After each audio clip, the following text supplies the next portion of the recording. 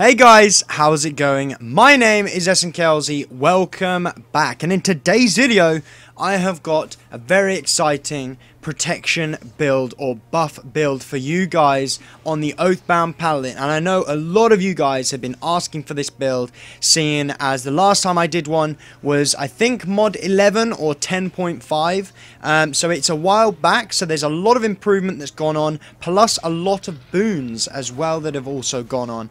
So today we're going to have a look at all sorts of the different things that you're going to do and what you're going to want for your character. So let's get straight into it.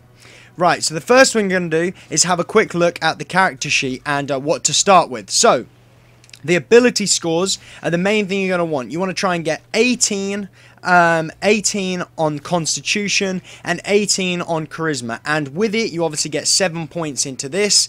You get 7 points up as much as you can possible with that.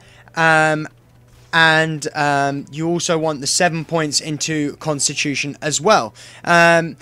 This is with the Dragonborn race itself, so you might not be able to get it perfect, but in my opinion, what you want to do is get Constitution to 18. So get it as high as you can possible, with Charisma also following it in as second. The worst thing to do is put all your points, get 20 in Constitution, because with the rolls you actually lose out on some points there. So that's the reason I've gone for 18 and 18. And you'll see on later why as well. Now we're going to have a look at the powers in the general section. So the Draconic Heritage, you receive 5% more healing from all spells and sources. And this is going to be great for the Paladin because you are the tank. This is the protection build, so we're going to be wanting to be able to take in more heals as well. Dragonborn Fury, your power and critical chance are each 3% higher than that of other races. This is a great one. Again, increased power and critical chance. Who wouldn't want that? And also, obviously, the Oath of Protection path, or the mechanic within the path itself. This is a big one, boys. Not many people read into this, but your damage resistance increased by 10%. You generate 500% more threat. Okay, that's great. 10% additional damage resistance, thumbs up. Great, why not? The next line is what we all want. When you take damage, you gain power proportional to the amount of damage you took. This bonus caps at 10% of your maximum HP in power. So, all you want to do in this build is push power and push max hit points. The power share in this is linked to the max hit points from that. So, it's going to blow your mind, the numbers we can get in here. It's going to be insane. Anyway, so what we're going to do is we're going to have a look at the character sheet now, and we're going to have a look at the overall powers. So as we stand here in Protector's Enclave, I've been sat here for a couple of minutes and been watching it, and as I say, it's been tinkering around between about 24,000, the lowest, and about where it is now as the maximum for power. And then we look to defense, and it was tinkering around. As I say, its lowest was about 10,000, and then it did bump up to about 13,000, almost 14,000 defense. So my last build was pushing a lot of defense, and this build still is pushing defense, as you'll see later on why. Then in the gear, actually let's go back. As you can see, I have 230,000 maximum hit points, which is brilliant. It's the biggest buff that I've had so far, and you'll see why as well, and how we get it up that high. So with the general gear, I have the Brynjar's Demise headgear. You gain 2,000 power if your defense is higher than your power, 2,000 defense if your power is higher than your defense. So again, it's a good piece of equipment. It's a nice headgear to have. Jarl's Gaze is another good one to have on for you guys now that we have the Permafrost Shard, or that gives you 30% Everfrost resist straight away off the bat. It might be a good idea to have that on there. Then we've gone with Morlanth's Shroud. So at the minute, this is just a base while we're moving up. But what we want to do is try and maximize those temp hit points. So I did originally have the Warborn chest piece on, but this has better power and recovery and maximum hit points. So it's a perfect chest piece for our class personally. The equip bonus isn't the best. When you have less than 10% health and you kill an enemy, you gain 25% of your health back. That's okay, but to be honest, if we go down to about 10%, we're probably going to die. So it's not the best equip bonus, but it's what we want as the stats: the maximum hit points, the power, and the recovery, and the defense in there as well. Again, the arms are the Warborn, and the feet are the Warborn as well. Now looking into what we have as the main hand and offhand, I have the Life Forged Mace and the Life Forged Shield. So this of course increases your defense. So let's have a quick look in them. It increases your defense by 5% and adds 10% of your defense to your power for 10 seconds. That is what Fortified is. So it's a wonderful set for the Paladin. As I say, we are pushing quite a bit of defense on the Paladin anyway, so it pushes up into power again. So there we go, it pushes into the power, we get more power share. Wonderful, no-brainer. Now we're going to have a look at the set. So we have the Cloak of the Protector. This is the brand new set piece that we have in the game. Originally, I didn't have a set bonus. I had a Lavender's Cloak, and I had a mash of sets around here. I had a mash of artifact sets. So we've gone with the Cloak of Protectors. Why? Because we get an extra 500 defense. Brilliant for the Paladin. Again, links in with that defense into power. And then we gain the extra 10,000 maximum hit points. Again, maximum hit points equals more power. So it's a brilliant one to have. It's the best one we could have so far at the minute, especially with this constitution and power share. It's brilliant. And then most of you guys have been following me on my streams and videos. You will notice that I've got a +5 ring rising defense and a plus ring 5 of brutality. Again, I haven't changed these because I haven't had anything better yet, which is legendary, and that one has both defensive slots on it, but I don't want to swap them out. As I said earlier, it's the Greater Plated Belt of Constitution. Brilliant, gets your maximum hit points up even higher, no-brainer. Then we went with the Greater Everfrost chain coat and also the Greater Everfrost pants as well. And the reason being because the little set, the set bonus in here is the top bit doesn't matter. If your deflection is greater than your lifesteal, whenever you perform a deflection, each successive deflection over the next 10 seconds returns 50% of the incoming damage back to the attacker. This damage cannot exceed 15% of your max HP. So again, it's brilliant. You're going to see why we want that later on as well. Deflection is great for our class. It does all sorts of brilliant things you'll see later on, which is the much needed boons from the River District. So now we move on to enchants. What have I got on enchants, right? So I have defense for most of my defensive slots. So I have Azures on most of my defensive slots. I also have the Transcendent Shadowclad, which again increases increases your deflect chance by 10%, and it can stack up to a maximum of 8 times, while also increasing your damage resistance by 4%, and that also stacks up to 8 times. That effect expires when you deflect though. So again, so you might get up to 80% deflection, stacking that up. But then, as soon as you deflect, that goes down again. So you start to take more damage. So the longer you get hit by this, the better. But we don't want to be stacking too much deflect, else this puts this out of the window. Anyway, let's move on to the next ones. So again, for the Paladin, the Radiants are going to be the offensive. So at the minute, I have quite a few Dark Enchants. But for you guys who are probably a little bit ahead of the game or making a build which is perfect for this, you want to get offensive, you want to go for Radiance. Just fill all the offensive with Radiance as much as you can possible. The reason I'm doing the darks at the minute is because I have nice armor pen with it, gets me a little bit better damage, and also I'm looking to make some money on the side. But anyway, let's be honest, I go with the Transcendent Frost enchant. This is a brilliant enchant. I cannot believe that I got this nice and early on.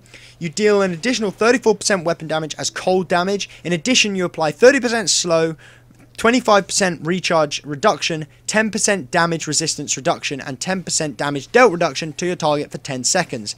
Those things with the slow, the recharge speed on there, those are applied to a PvE enemy, but in a different way. So they pull down other stats in certain ways. So it's not obviously going to reduce their recharge speeds, but it will slow them, and it will also take away other stats as well further. So this is a brilliant, amazing enchant to have on. There is a forum somewhere on the Arc Games website which tells you more about it. So under the hood, those work a little bit differently in PvE, but those work perfectly for PvP. So it's a brilliant one to have because you take 10% less damage from the source that's attacking, or whichever source this is stacked on, and also you do 10% more damage to that same target. So why not? Brilliant for a buff paladin. Now, again, we're going to have a look at the artifact powers. So we have Valorous Strike, because obviously we can only choose out of a couple. We go for Valorous Strike purely because it increases the damage done. And you could go for Radiant Strike, but again, it only increases the damage done by that as well. But anyway, now we go into the shield. Again, we're going for the defense slot, which is Azure in there, and offensive Azure there. But if you can get offensive Radiant, it's a must. You have to get it. And we have the artifact set as 380 action point gain. So I've done quite a few, and I can't seem to get it higher. Before I had the Life Forge on my Twisted, I had it at 398 action point gain. So you want to get it as high as possible, and definitely get the action point gain. Again, all the rest of the enchants are Azures in defense and Radiance as power. But the Darks for me at the minute, purely so I can try and get them up to rank 12 and swap them out a little bit quicker. Now we look to the actual combat powers. We're going to be using Radiant Strike, Valorous Strike. Burning Light is for a lower level dungeon, so if you're running your dailies and stuff like that, it's great DPS, and any of the solo areas, things like that, is a great DPS one to use. So Burning Light, I use Burning Light, Binding Oath, and Templar's Wrath as my ETOS, Lair of Lostmouth, all sorts of dungeons like that. The lower tiered ones, I use that. Otherwise, we're going to go with Circle of Power, which is down here. We're going to go 4 out of 4 with that. Because you erect a circle around you, and inside it, your allies within the circle of power gain 25% damage resistance, and also we gain it as well with it, and improves damage you deal by 30%. So it's amazing. It's a great one to have.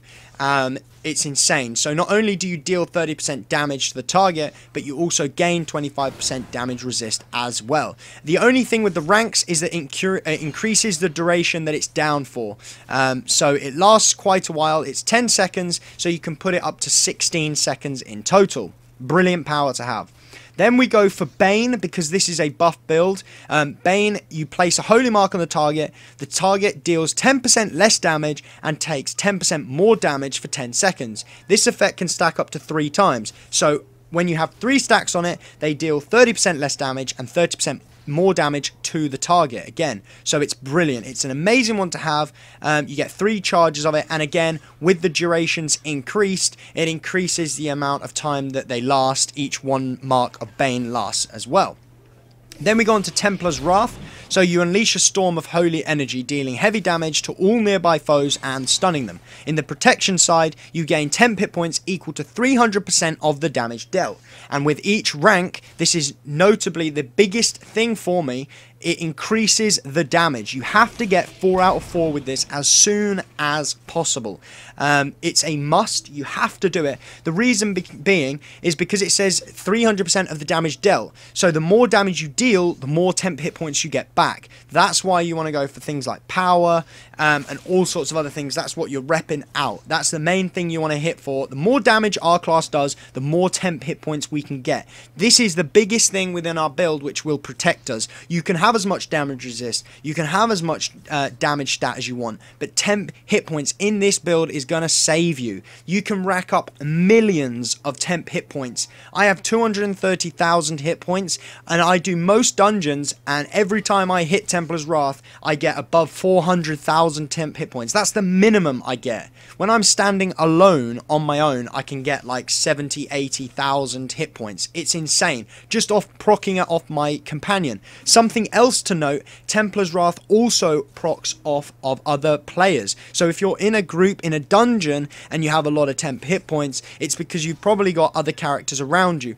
if you're in Orcus, for example, and you're dying a lot, try and get your other party members to get a little bit closer into you. Because it's a radius attack, it's a burst of 30. If none of your allies are within that 30, you will not proc off of those guys either. So if you've got a Hunter Ranger, a Scourge Warlock, and a Control Wizard who don't want to get killed by Orcus, then you're not going to proc as many temp hit points. If you've got a DC as well who stood far away, you're not going to proc those temp hit points, and it makes it that just a little bit harder. So if you have like a DC, you have a Guardian Fighter, Great Weapons Fighter, and a Trickster Rogue, you're probably going to proc a lot higher amounts of temp hit points purely off the fact that your group is closer to you.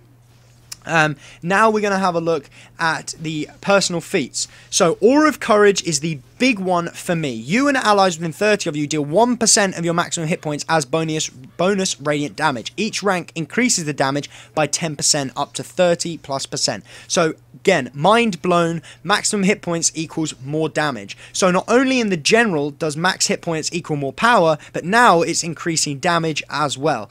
It's amazing. It blows my mind how much power we can get later on.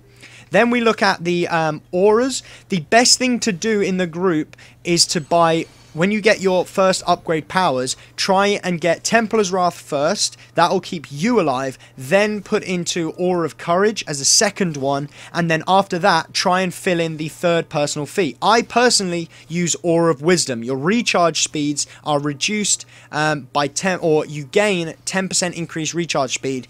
Each one up to that, so you can gain a 25%, but it's you and your allies within 30, so it's an amazing one to have. It's brilliant. You get increased recharge speed, so you don't need to have that much recovery in your attributes and stats and everything like that. But the only problem is not all of these features or these personal features stack with other paladins. So it's best if you have more points in another one. So if you come across a paladin who has the same ones, you can offer up different options within the group. It's the best thing to do, and lots of people will love it, especially with the loadouts now, and you're able to do that sort of thing, having different classes and all that lot. So now we're going to have a look at the dailies. This is a big change. I reluctantly pushed away, but it has made a big difference to my game plan and how I played. So Divine Judgment is the first daily. So you can see how much radiant damage you're doing now, 49,000 to 59,000 radiant damage. It's brilliant. It's great for those solo areas and whatever. It's a 10 radius blast as well. So if there's a lot of enemies bunched together, you can slam it down on top of them and you'll deal huge amounts of damage. And it's just an amazing one to clear out mobs or solo areas. Now we go to it. So you're all thinking Bubble. He's got to pick Bubble. No, we go for Shield of Faith now. The reason being, you summon a Divine Shield to protect you and your allies for 6 seconds.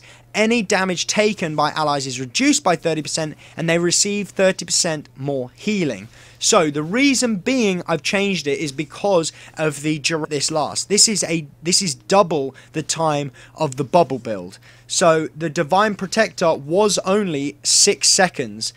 You get 3 seconds for that, and each rank goes up 1 second. The reason we have Shield of Faith now is because of the increased healing.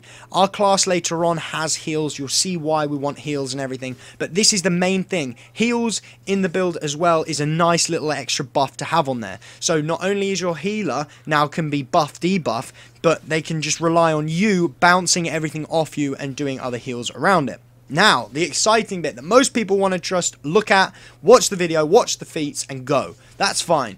Watch the feats. We go for maximum hit points. Again, maximum hit points equals power. Maximum hit points equals damage. That's the biggest thing for our build.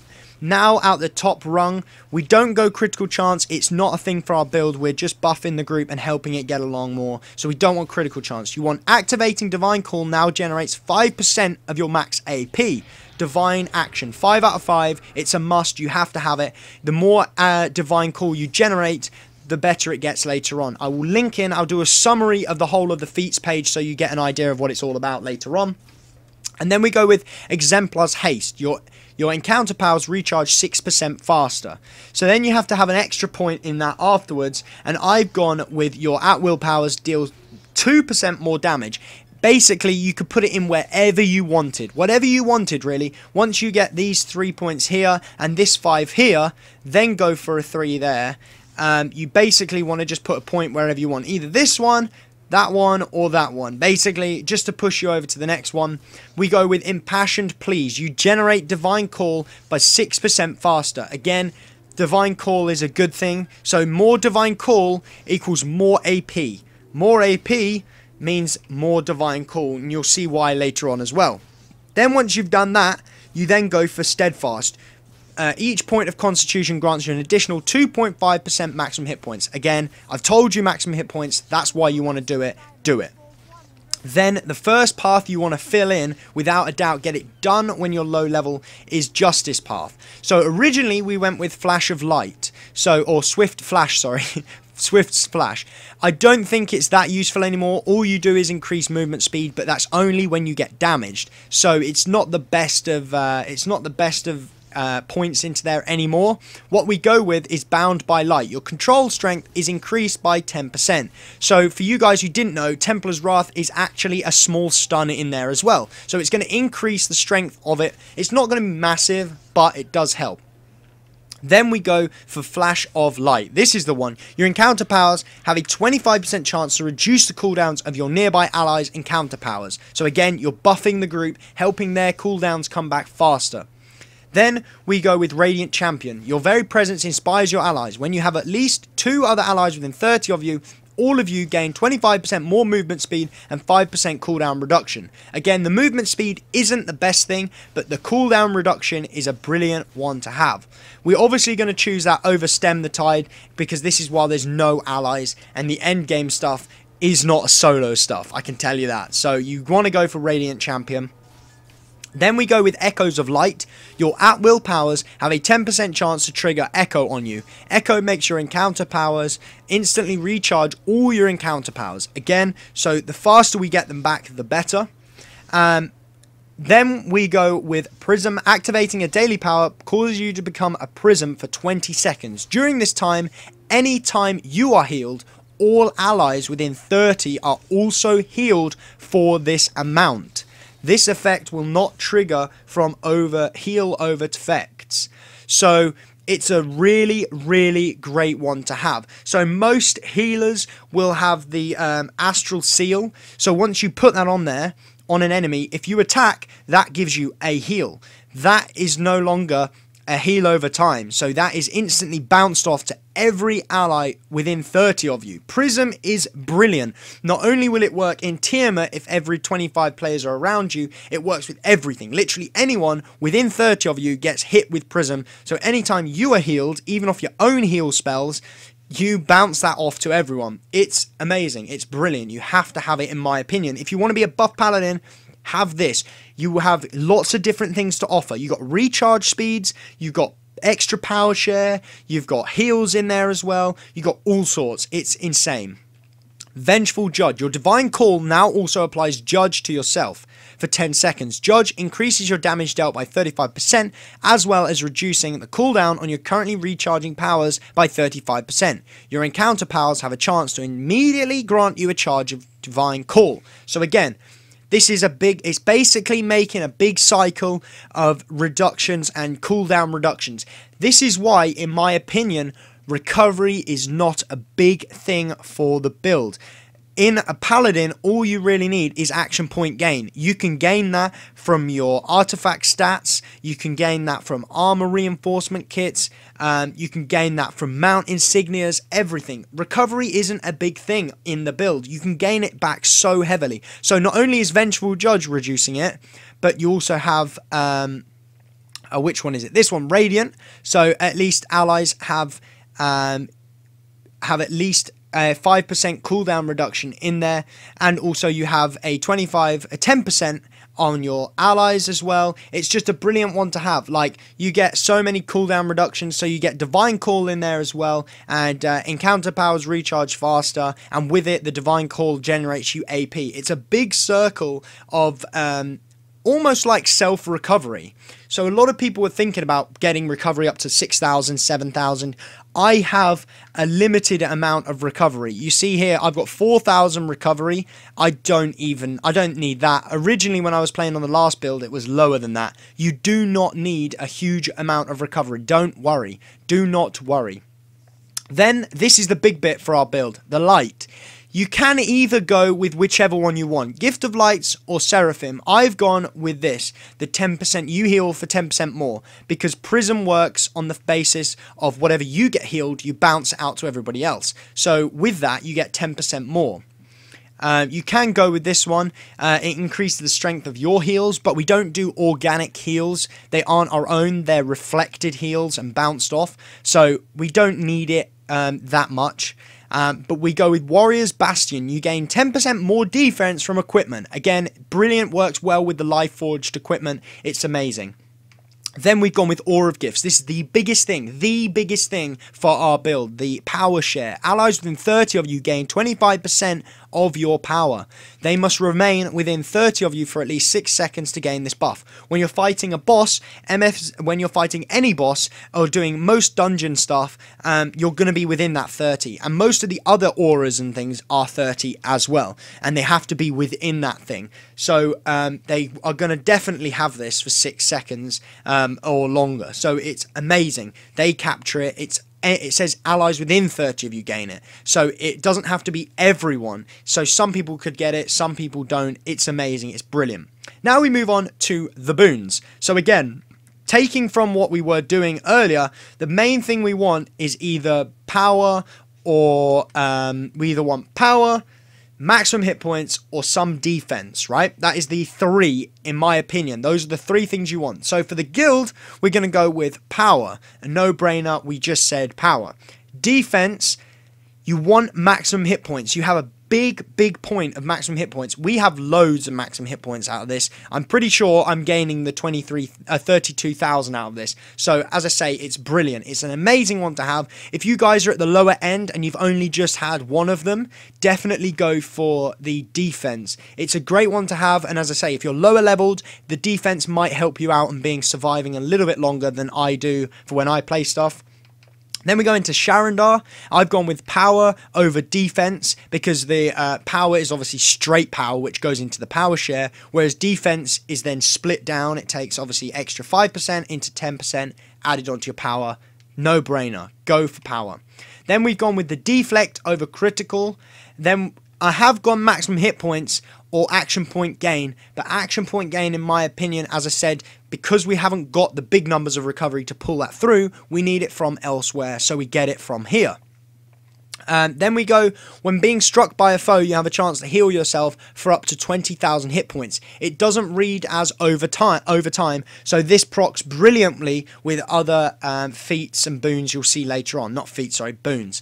Then we go with Fey Thistle. When you deflect an attack, you deal up to 3,000 damage to your attacker. No brainer. We have the Shadowclad. It reaps havoc with Fey Thistle. It's amazing. Dread Ring.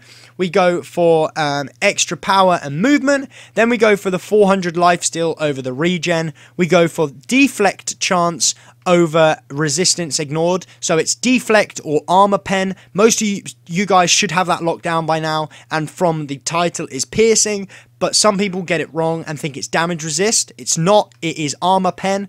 Then we go with when taking damage, you have a chance to heal up to 20,000 hit points over a few seconds. After this ends, you have 4,000 defense. So again, we want that over the extra damage and less healing. It's better to have that one for our class. Now, this is the big one. Most people will go with Augmented Thean Bastion. Defense, absorb damage. Not our build. With Prism, we go with Burning Guidance. You will see it popping off. Well, I've got a little game clip for you guys afterwards to watch this build, and holy hell, is it popping. It's insane. This is red everywhere. Burning Guidance, sorry, is popping off all the time. It's insane. Now we're going to Icewind Dale, and we go with the 400 combat advantage. Then we go with the 400 incoming healing, the 400 recovery. When damaged by a foe, have a chance to proc Cold Shoulder on them, which will reduce their damage of their next attack by 2,000. And then we go with Rousing Warmth. Chance when healed to gain up to 3,000 damage on your next attack. That is a brilliant one. I love it. It's really good. It procs a lot. You can see it procking as well. It's brilliant to have. We go with power, crit, and combat advantage. And then we go with the control effects have 5% shorter times. And then I've gone with the extra damage. It's the biggest percentage out there. This one's a bit weird, how you can just kill them outright. Why you'd want to do that, I don't know. Anyway, Demons have 5% less damage to you. That might be good if you're lower leveled, then that's an okay idea. But generally you want more damage. It's a bigger percentage, so why not? Tyranny of the Dragons is a nice one. It's a difficult one. It's probably the hardest one for us to decide. But I've gone with the hit points in this one over straight power. And then I've gone with the critical strike. Then I've gone with the defense. And then I've gone with the lifesteal. And also the incoming healing. For the third ones, probably would go with maybe one more incoming healing and then a lifesteal chance. But other than that, that's about it, because the rest of the stuff isn't the best. So then we move on to the maze engine, which we take 400 incoming healing, 400 combat advantage, 3% action point gain, and then the heals one. Your healing spells have a chance to heal allies around you for 20,000 hit points. This, again, is brilliant. It's a straight off heal, so it works brilliantly with Burning Guidance. Then we go into the Elemental Evil campaign, and we pick up 300 power and 2,000 max hit points.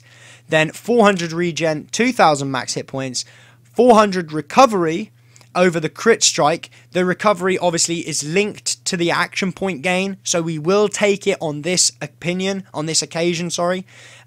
When taking damage, you have a chance to heal up to 24,000 and gain recovery. Again, that over the crit strike we're going to have because you gain more recovery from it, which increases your action point gain. So that's the only one we get. And as I say, it's not a solid recovery. It's only after a few seconds. And what we've got out of it left, it's either Gale of Retribution or Wall of Wind, and that's what we're going to have. Then for the Storm King's Thunder, what we're going to do is the Froster Demoir, and you gain 2% control resist and 1,000 maximum hit points over the lifesteal severity. We don't need it, so we're going to go 400 incoming healing and 2%. Then taking more damage, you gain 2,000 bonus damage on your next attack. Maximum hit points increase. That is a no-brainer. Again, as I say, the maximum hit points, it's the best one to have. Then we're going to have 2 points in Frozen Reflection, and then after that we go for 1 point into Healing Warmth. When healing allies, your healing spells have a chance to damage up to 5 enemies near your target for up to 4,000 damage. So the reason we go with 1 point in there is because we proc defense a little bit better, the deflect a bit quicker than we do the heals. And I haven't tested the Healing Warmth yet, but that could be a better option later on, as we don't need deflect, but it could be a good option if it is 4,000 per enemy of 5. So if you see what I mean, when you do a heal, it could do 20,000 damage when it hits all 5 of the enemies. So it could be a good way to do it, but definitely you need to split your points in some way, however you feel, in the Healing Warmth and Frozen Reflection. As long as you got the Shadow Clad, you want the Frozen Reflection. Then we go into the Cloaked Ascendancy. Now this is a big one. So we're going to go with the Aura of Hope, 100%, and then we go with Soothing Zephyr, we go with the 500 recovery and maximum hit points. Again, that over the lifesteal, recovery is linked to action point gain, that's the reason we pick it over the lifesteal. And out of these two, it's really up to you. You can either go with the incoming healing bonus or the critical strike severity. So I go with the critical strike severity because sometimes you're in a group and another group member might be, for example, a Master of the Flame, and he might give you extra critical strike. So this is an okay good one to have. You can choose whichever one you want. It's up to you. And now the top one. There's two. We want the deflect and attack. You regain up to 8,000 hit points. So that is a brilliant one. Have that. It's a healing one to have. We were going to go with Arborant Power. It's a good one, but again, damage over time effects will not trigger this ability, so it has to be one hit. So things like MSVA, where you're getting frost on you, or when you do MSP and she gives you a rampant curse, Arborant Power doesn't stack that often. This one is better because as long as you're taking damage, you have a chance to deflect an attack and gain 8,000 power from it. It's a no-brainer one to have. Now we're going to have a look at companions. So companions are a big thing in the game now. We want to go with as many as you can possible, which are like a defense type. So the one I have, which is the Energon. So I have increased maximum hit points by 5%. Again, it's a no-brainer. It's brilliant. You can keep this one at epic. You do not need it at legendary. The reason mine obviously is because it used to be my primary companion, but now it's not. But the primary one is my Harper Bard. So I've given him, obviously, Bonding Runestones rank 12. So these are the best you can get. It's pushing power on there as well with the 800. But then it's giving him quite a bit of defense from these 2 defensive slots. But that's fine. You can't have any different slots on him. But we're going to take those ones as we can. Then we go with Radiant in the offensive here. We go with an offensive Radiant there and a silvery defense for some deflect because we're proccing a lot of defense on it. And then again, Radiant as the last offensive. The pieces that I have, you want to try and get a ring of better quality. In the long run, you want to try and change this to, say, the better ring of this, the legendary ring of Dodd. You want to get that because you get 2 offensive slots, which would increase the power of our companion even more. But as I say, the active bonus gives you 1,000 maximum hit points, and also the actual active powers are the ones we're looking at. So allies who are above 50% health have their power and critical chance increased. Allies who are below 50% health have their defense and deflect increased. So most of the time with our healing and prism, we're going to have them above 50%, so they're going to gain the extra power and critical. Then we look at Discord. The Bard plays a Discord note. Reduces the amount of damage the target deals. Foes who are also below 50% health also have their damage resistance reduced. So again, another better one for our build, and then buffing the group is as such. The last one, Soothing Song, increases your owner's maximum hit points by 10%. So from this companion off itself, we gain even more maximum hit points from it as well. Then the 2 pieces I have are Rust Monster, which inflicts a 25% chance to inflict a 5% damage debuff on the attacker. Stacks up to 3 times. Again, it's brilliant. They deal less damage to you. No brainer. Increases your damage against targets by 6% when you're at full health. 9 times out of 10, we're on full health because of the 10 hit points, because of the Prism proccing, all that other good stuff. The only one that I possibly am going to think about changing is the Demigod. So this is only every 30 seconds. So it is a very slow active bonus. But a deflection does almost no damage. So when it procs, it comes up as a deflect with a 1. A red 1. That's all it does to you when this procs. And does 6,000 damage to the source of the deflected attack. Less damage is returned to your level. Your level is less than 70. So again, it's a brilliant one to have. It's a good one to have, but there's definitely other ones to have in place. You might want to go with the Owlbear Cub because we're not doing as many heals on it. As many like crit hits on it. That's a good one. I'm thinking about getting that, or maybe having the Lion or something else like along those lines. Now we look at the mounts. Again, because this is now introducing item level into the equip powers and the combat powers, and also all sorts of other bits in the Insignias and all sorts, I have got the quick action. You can go with rapid recovery if you have that. Again, recovery is linked to action point gain. That's a good one to have. But I have the action point gain. So using a daily power grants 15% of your total action points over 10 seconds. No brainer. More AP equals more Shield of Faith, equals more Prism, equals more healing, more damage. Everything just goes through the roof. It's one big circle of AP basically. Now we look at my stable and have a look at the 5 active horses that I have, or mounts that I have. So Shepherd's Devotion. When you use a daily power, receive a buff. So I increase 5% of your power for 10 seconds along with defense, deflection and movement. So it says whenever you use a power, your teammates receive defense, deflect and power. So again, the more AP you get, the more dailies you get. The more dailies, the more buffs you can do to your group. So it's brilliant. It's amazing. It is insane. So again, it's increased by 5% of your power. So the higher my power is, the more that this is going to do to the other group members. So it's amazing to have. Again, we're proccing a lot of power with everything. Then we go with Artifices Influence. So this is along the same similar lines. Artifices Influence, when you use an artifact, you receive a buff. When you use an artifact power, your recovery, movement, action point gain, and stamina gain are increased by 5% of your power. So this is brilliant. I gain 1,500 recovery, movement, action point gain, and stamina gain. Brilliant. Why wouldn't I want that? It's insane. Brilliant one to have again, especially with that extra action point gain in there. Then we've gone with the Gond, so Assassin's Covenant. It decreases defense, deflection, lifesteal, but then with that number increases power. So you lose 10% of all of those stats, so the defense, deflect, lifesteal, and gain a combination of the lost stats as power. So again, it's going to be brilliant as long as I've got those Azures in there and everything. This is amazing. You might want to look at other ones to put in there otherwise, but it's a brilliant one to have for my character. It's awesome. Protector's Friendship. When your companion attacks, you gain power and defense. So when your summoned companion attacks, you gain 1% of your power and defense for 10 seconds. This effect can stack up to 4 times. So I can gain 4% of my own power and defense for 10 seconds. Why not? Brilliant. It's an amazing mount insignia to have. It's a shame that it's just on an uncommon. You can get better qualities of this.